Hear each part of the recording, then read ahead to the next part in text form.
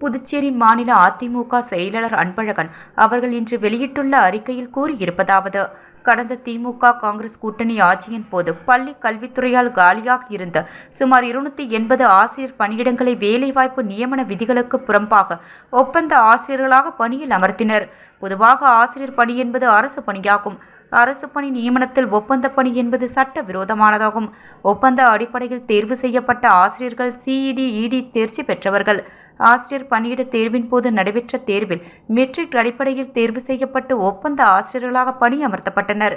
ஆசிரியர் பணியிடம் நிரப்புவதில் அனைத்து தகுதிகளும் உடைய ஆசிரியர்களை நிரந்தர ஆசிரியர் பணியாக அரசு நியமனம் செய்திருக்கலாம். பணி நியமன சட்ட விதிகளுக்கு புறம்பாக அப்போதைய திமுக காங்கிரஸ் அரசு ஒப்பந்த ஆசிரியர்களாக பணி நியமனம் செய்ததன் விளைவு இன்று ஆசிரியர் பெருமக்கள் பணி நிரந்தரத்திற்காக வீதியில் இறங்கி போராடும் நிலைக்கு தள்ளப்பட்டுள்ளனர். ஒப்பந்த அடிப்படையில் பணிபுரியும் கெஸ்ட் விரிவுரையாளர்கள், கெஸ்ட் பட்டதாரி ஆசிரியர்கள், கெஸ்ட் பாவல் சேவகர் உள்ளிட்ட அனைவரும் தங்களை பணி நிரந்தரம் செய்ய வேண்டும் என அரசிடம் ஆண்டுதோறும் கோரிக்கை வைத்து வருகின்றனர். இப்பிரச்சனையில் ஏற்கனவே கொடுக்கல் வாங்கல், கையுண்டு பெறுதல் உள்ளிட்ட பல்வேறு குற்றச்சாட்டுகள் எழுந்ததன் அடிப்படையில் பணி நிரந்தரம் செய்யப்படுவதில் தடை ஏற்பட்டது. தற்போது ஒப்பந்த ஆசிரியர் பணியில் உள்ள அனைவரையும் பணி நிரந்தரம் செய்வோம் என சட்டமன்றத்தில் மாண்புமிகு கல்வி அமைச்சர் அவர்கள் அறிவித்து இருந்தார். அவரது அறிவிப்பை ஏற்று மாண்புமிகு முதலமைச்சர் அவர்களும் கல்வி அமைச்சர் அவர்களும் ஒப்பந்த ஆசிரியர்கள் மலர்தூவி தங்களது நன்றிகளையும் வாழ்த்துக்களையும் தெரிவித்தனர். ஆனால் தற்போது ஒப்பந்த ஆசிரியர்களை பணி நிரந்தரம் செய்வதில் பல்வேறு தடங்கல்களை உயரதிகாரிகள் செய்து வருவதாக தெரிகிறது. இதனால் ஒப்பந்த ஆசிரியர் மனதில் தாங்கள் அரசால் ஏமாற்றப்பட்டுள்ளோம் என்கின்ற எண்ணம் ஏற்பட்டுள்ளது. கடந்த 2 தினங்களாக இரவு பகல் பாராமல் ஒப்பந்த ஆசிரியர்கள் தங்களை பணி நிரந்தரம் செய்ய வேண்டும் என வீதியில் இறங்கி போராடி கொண்டு இருக்கின்றனர்.